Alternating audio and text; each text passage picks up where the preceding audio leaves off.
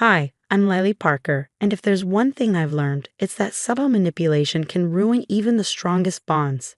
It all started with whispers. Claims that I was excluding my sister-in-law's daughter from family events, spreading gossip about her, even stealing from her. By the time I pieced it together, my mother-in-law, Linda, had turned the entire family against me. Looking back, the warning signs were there from the moment I married David 2 years ago. His sister Emma was the golden child. Linda adored her. Emma, the successful real estate agent with her perfect house, her designer wardrobe, and her endless string of accolades. "Oh, Emma, darling, that blazer is divine," Linda would gush during family dinners. Then, with a saccharine smile, she'd add, "Lily, you really should take some tips from Emma. She has such impeccable taste." I'd nod and force a smile, knowing my teacher's salary didn't stretch to luxury brands. The first major blow came during Thanksgiving last year, my first attempt at hosting the Parker family traditions.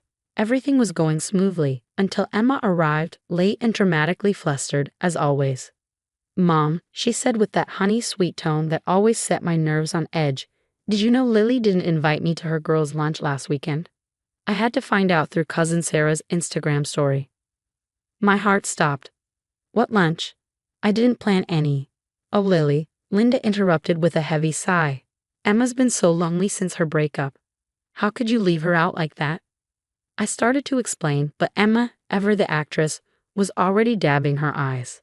"I just want to feel included," she whispered tearfully. "I thought we were supposed to be sisters." David squeezed my hand under the table. "Lils, maybe try harder with Emma." It hit me then. Emma wasn't just playing the victim. She was orchestrating these moments, crafting scenarios to undermine me. That girl's lunch? It was a faculty meeting at a cafe. Sarah, who happened to be there with her kids, had posted a picture that Emma conveniently twisted into a slight. Things escalated. Items began disappearing from Emma's home: an expensive lipstick, a designer scarf, a pair of earrings, only to resurface in my belongings. "I'm sure it's just a mix-up," Emma would say, ever so graciously, while Linda cast disapproving glances my way. Lily probably admired them and forgot to mention borrowing them. Then came the lies, claims that I was bad-mouthing Emma, sabotaging her real estate deals, even spreading gossip about her failed engagement. Each story was perfectly calculated to cast doubt, and it worked. "I don't know what to believe," David admitted one night after yet another tense family gathering. "Emma's always been honest, but you're my wife." The betrayal in his words cut deeper than any of Emma's schemes. "You think I'd do these things?" I asked, my voice trembling. He sighed, looking torn. "No, but Mom showed me texts where you—" "What texts?" I interrupted, my heart racing. "David, I never sent any texts." But Linda had fabricated evidence, doctored screenshots, twisted conversations, and even testimonies from family friends who'd swallowed her lies. The breaking point came at Christmas dinner. Emma, ever the star of the show, tearfully announced that her grandmother's sapphire bracelet, a family heirloom Linda had gifted her, was missing. "I took it off during Thanksgiving," she said, her voice shaking. "It was on my vanity, but after Lily used my bathroom." The room went silent. Every eye turned to me. "Lily," Linda said with a pointed look, "if you return the bracelet, we'll move past this." I stood, my chair scraping loudly against the floor. "I never touched that bracelet, and I'm done with this charade." Emma leaned closer to Linda, her voice a stage whisper. "See how defensive she gets. Just like when she was caught snooping in my closet last month." I scanned the room, at David's uncertain expression, Linda's thinly veiled satisfaction, and Emma's flawless mask of innocence. In their eyes, I was already guilty. But they underestimated me. For months, I'd been documenting everything: the lies, the missing items, the manipulations. They thought I was cornered, but I wasn't. Emma and Linda were about to learn that even the quietest ones can fight back when pushed too far. I sat in my car outside the Parker family home, tears streaking my face. The Christmas dinner fiasco had been the final straw. My phone buzzed on the passenger seat, another group message from Linda lighting up the screen. "I hate to share this, but we need to discuss Lily's concerning behavior. First the stealing, and now this." Attached was a photo of Emma's bathroom vanity. Drawers yanked open, contents scattered. My stomach twisted. I hadn't stepped foot in Emma's house in weeks. My hands gripped the steering wheel, trembling with anger. But instead of breaking down again, I made a decision. I wasn't going to let them destroy me. That night, I called my best friend Kate, who worked in digital forensics. "Those text screenshots Linda's been parading around," Kate said after a thorough review. "They're fake. The timestamp format doesn't match real iPhone messages. It's from a text generator app." With that revelation, I started building my case. I documented everything, every accusation, every conveniently missing item, every staged scenario. I even installed security cameras in my home after Emma somehow found her missing designer sunglasses in our guest room, despite neither David nor I being home at the time. Then came the turning point. During a family brunch, I left my phone recording on the table while I helped in the kitchen. Later, I reviewed the footage and there it was, Emma slipping something into my purse. That something turned out to be her mother's expensive perfume, an item she later claimed was stolen. "I really don't want to accuse Lily," Emma had said at the table, her voice quivering with Fox concern, "but maybe she just can't help herself." This time, I was ready. "Actually," I said, interrupting her performance, "I have something you all need to see."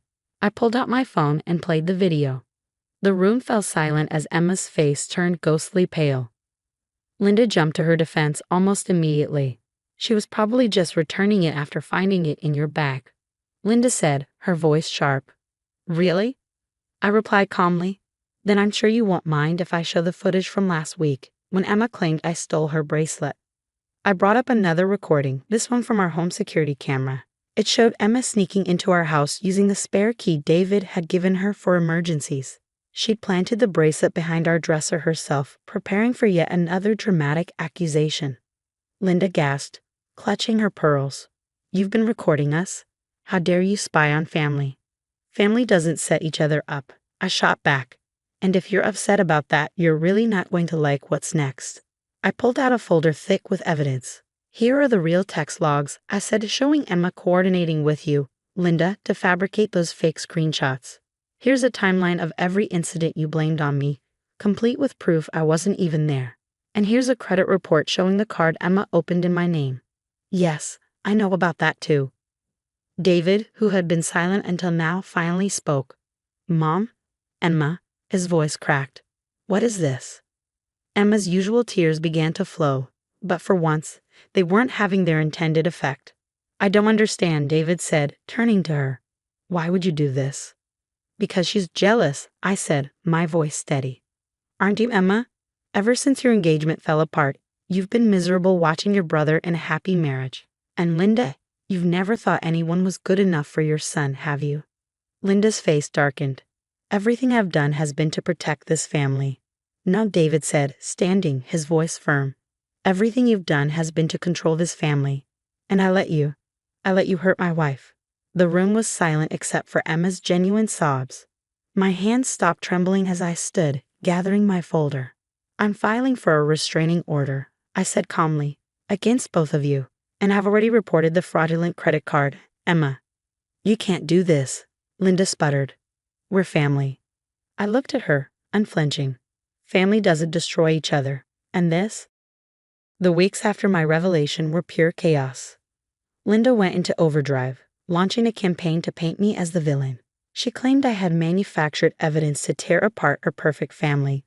But her words no longer held the power they once did. The truth had finally begun to unravel her carefully constructed web. One evening, as David and I sat together, I laid out my plan. "I've invited the whole family for dinner next Saturday," I said, "including your Aunt Rebecca." David's brow furrowed. "Rebecca? Mom's sister who's been cut off from the family for years." "The very same," I replied with a knowing smile. I thought back to my phone call with Rebecca, who'd been living in London since her abrupt departure a decade ago. "Did you know Emma pulled the same tricks on Rebecca's daughter Sarah? She accused her of stealing, spread lies about her, and turned everyone against her. That's why they left." David's face darkened as he processed the revelation. "Why didn't anyone tell me this?" "Because Linda and Emma made sure you wouldn't hear it." The dinner party was set for 6 p.m. The family arrived in waves, filling the house with awkward chatter. Linda and Emma were the last to walk in, their air of wounded dignity firmly in place. But their confident strides faltered when they saw Rebecca seated at the table. Linda froze, her voice a sharp hiss. What is she doing here? Telling the truth, Rebecca said evenly. Finally. As the meal unfolded, Rebecca shared her story. 10 years earlier, Emma had systematically destroyed her daughter Sarah's reputation, accusing her of theft and other betrayals. Linda, of course, had backed Emma every step of the way, isolating Rebecca and Sarah from the family until they had no choice but to leave. Sound familiar? I asked, locking eyes with Emma. Her perfectly composed mask began to crack. That's absurd, Emma stammered. Sarah was stealing. Like this? I interrupted, pulling out her grandmother's sapphire bracelet, the one Emma had accused me of stealing. I found it in your desk drawer at work. Your assistant was more than willing to help me uncover the truth. The room erupted into chaos. Family members began sharing their own experiences, buried stories of Emma's manipulations, and Linda's enabling finally coming to light. Cousins spoke of being ostracized, friends alienated, all following the same pattern. When the noise settled, I stood and addressed the room. Here's my proposition. Either you both admit everything to everyone, or I take this evidence to the police. The credit card fraud alone would make for very interesting headlines. Linda's face went pale. You wouldn't dare. Think of the family name. Rebecca scoffed. Like you thought of it when you destroyed other people's lives. Finally, Emma cracked. Fine, she screamed.